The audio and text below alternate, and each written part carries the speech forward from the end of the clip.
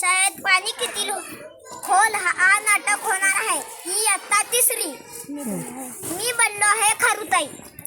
मी बनलो आहे बैल काका. मी बनलो आहे आजी. मी बनलो आहे रडकू. मी बनलो आहे कडबाकुटीचा मालक.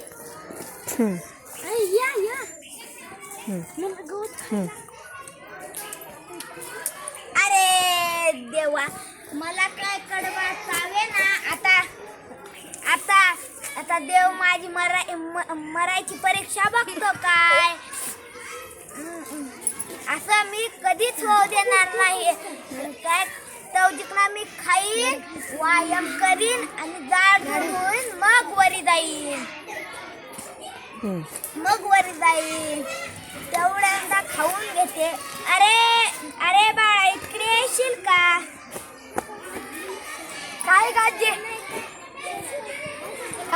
रोज कटकट करतीस, खेळू बी देत नाहीस. अरे मोठ्या माणसाची कसं बोलावं. तुझ्या आई वडिलांनी तुला संस्कार वगैरे दिसत नाहीत. मोठ्या माणसाची काम ऐकावं. त्यांनी जी म्हणलंय ती आणून द्यावं. तुला हुशार व्हायचं नाही का? आजी, मला हुशार व्हायचंय. मग जा एवढी का नदी पलीकडच्या कडबाकुटीवर कापून आण. हो आजी, जातो. आणि एक रिकामं पोत सुद्धा बी दे.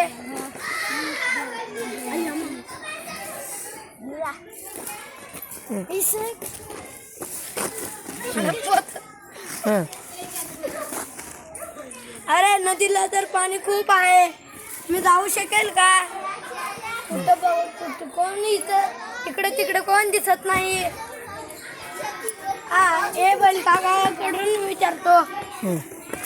बैल काका बैल काका बैल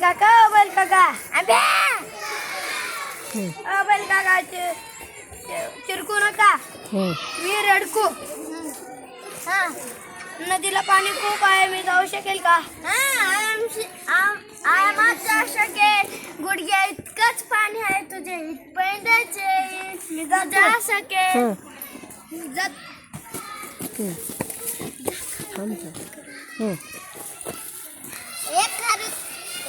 रेडकू, कुठे चाललायस? मी अगं खारुताई, तू तर झाडावर चढली आहेस. मी कडबाकुटी कड चाललोय. अरे अरे अरे, तिकडे जाऊ नकोस. माझी एक मैत्रीण वाहून गेली पाण्यातून. अरे कसं करावं. चला मागे फिरतो. अरे एवढ्या जल्दी आलात. कडबाकुट्टी बंद होती का? नाही, कडबाकुटी बंद नव्हती.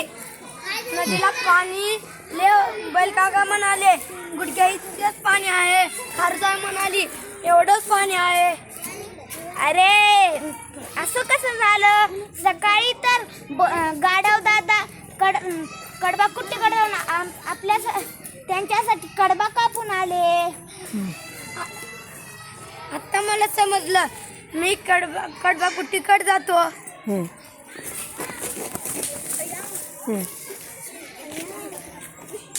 देते.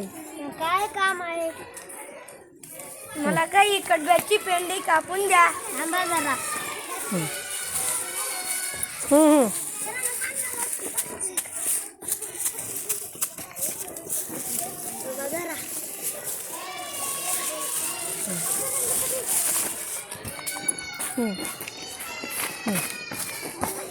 आणलास का रे बाळा? आजी, मी आणलो. शाबास शाबास.